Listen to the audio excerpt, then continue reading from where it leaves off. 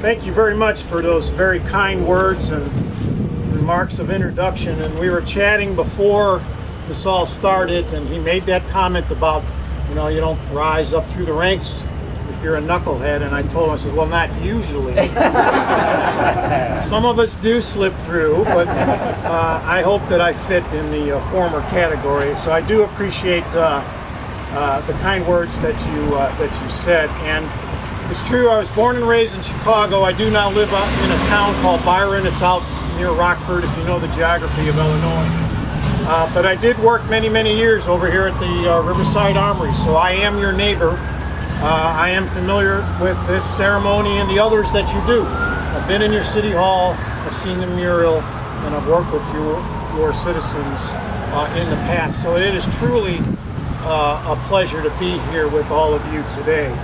And so to the citizens of Maywood, city officials, to our distinguished guests, our veterans, our service members still serving in uniform, families and friends, again, welcome.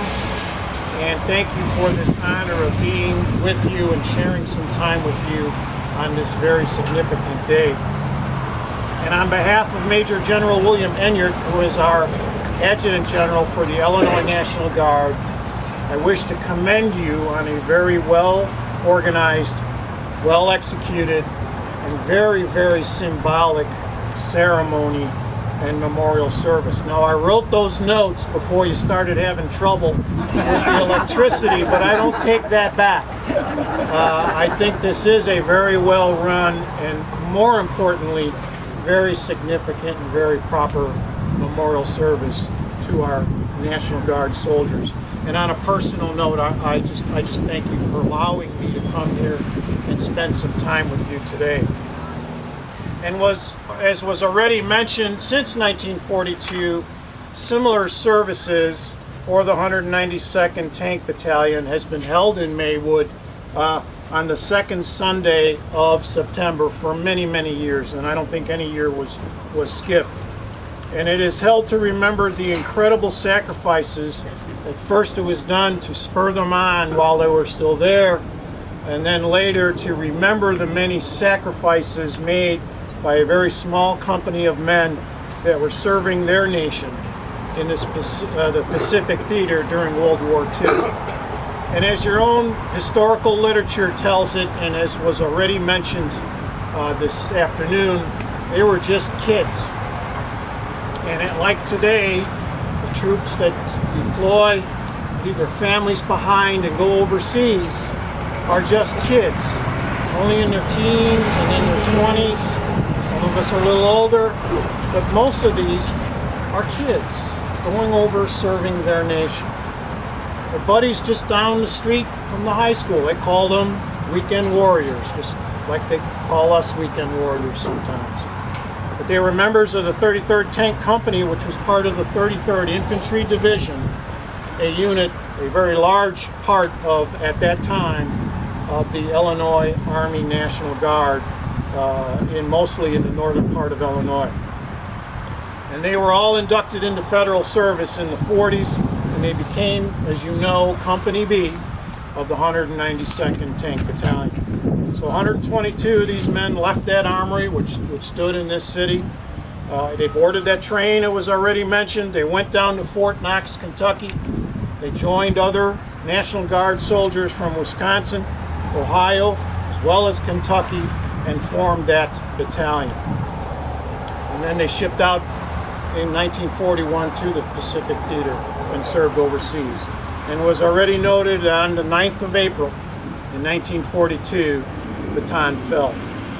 In the following days, some 70,000 American and Philippine soldiers, as prisoners of war, all became victims of the greatest atrocity of the Pacific War, and what we all call and what history calls the Bataan Death March. Pain, searing heat, unrelenting thirst, oppressive fear. And the American and Philippine soldiers, they all felt all of those things when they were captured nearly 70 years ago. These soldiers marched 61 miles or more under incredible duress to prison camps with minimal water, minimal food. They suffered immeasurable abuse. Thousands of soldiers died at the hands of the Imperial Japanese Army. Tens of thousands suffered. And among these men was Maywood's own Company B of the 192nd Tank Battalion, one of the last defenders of the Philippines. Arriving, as you heard, 2 weeks before the Japanese invaded and attacked that island, these men were largely untrained, they were poorly equipped, and greatly outnumbered. And yet, they fought hard. For 5 months, they fought off the enemy until, on that April 9th, Batan surrendered. Thus began a display of fortitude and endurance that no human being should have been asked to endure, followed by years of further deprivation and abuse as they languished in prison camps. These Midwest soldiers, sons of Maywood, showed the whole world that American soldiers will pay any price and bear any burden for freedom and liberty.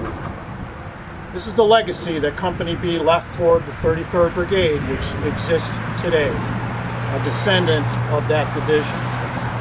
And we deployed for operations in Afghanistan in 2008. We trace our lineage to that division, which included Maywood's Bravo Company. And as we deployed, we knew the proud legacy of Bravo Company, among others, what they established, and I truly believe that that pride instilled in our soldiers contributed to our success. So we take with us very tremendous pride in what we did over there during these modern times, and we try to reflect on the positive things that we did there, as well as some very difficult moments of our own. But just as our forefathers had done before us, we endured, even though it was a different set of hardships. And in a sense, I believe that the soldiers of Maywood's Bravo Company are still fighting as their spirit runs through the men and women of today's 33rd, as well as the men and women of the entire Illinois Army National Guard. As General George Patton once said to us, courage doesn't always roar. But sometimes courage is the quiet voice at the end of the day that says, I will try again tomorrow. Those that endured the Bataan Death March never stopped trying. They gave their last full measure of devotion. Others lived to tell the story, ensuring that the sacrifice of these men will never be forgotten. From the Pacific Theater to Desert Storm and current operations in both Iraq and Afghanistan, our military has gone through many, many changes. We got Velcro instead of the buttons. We don't sew our patches on anymore. We just kind of stick them on. We carry computers as well as a rifle, and our units are much smaller and they're more modular. But the one thing that always remains the same throughout history, and that is the honor, the willingness to sacrifice, and the commitment of the American soldier. As many of you know, as uniformed members of the armed forces, both then and today, we don't get to pick our wars. There are others that do that for us. But when we are called upon, we put our lives on hold, we leave our families behind, we pick up that duffel bag, we move out, and we serve. And serve with honor. And all of Company B of the 192nd Tank Battalion served with great honor, tremendous pride, and incredible distinction. Today in this park, I can feel the spirit, and I can see it in the faces of the people that I've been talking to this morning. It's that pride that we hold in our hearts for all of these men that we are memorializing today. We all stand here together as citizens of Maywood, citizens of the United States, members of the armed forces, and most importantly, members of the 192nd Tank Battalion. Today, we all are Bravo Company. So once again, I want to thank you for the opportunity to speak with you this afternoon and spend some time with you here during this memorial service. I commend Company B for its service to our great nation, as well as the many veterans that are sitting here in our audience. And I commend them for the many sacrifices that they made almost 70 years ago to preserve freedom and liberty. So I wish to thank the village of Maywood for honoring these men not only today, but as you have done so for many, many, many years. So thank you all for a very fitting and appropriate ceremony. Thank you very much.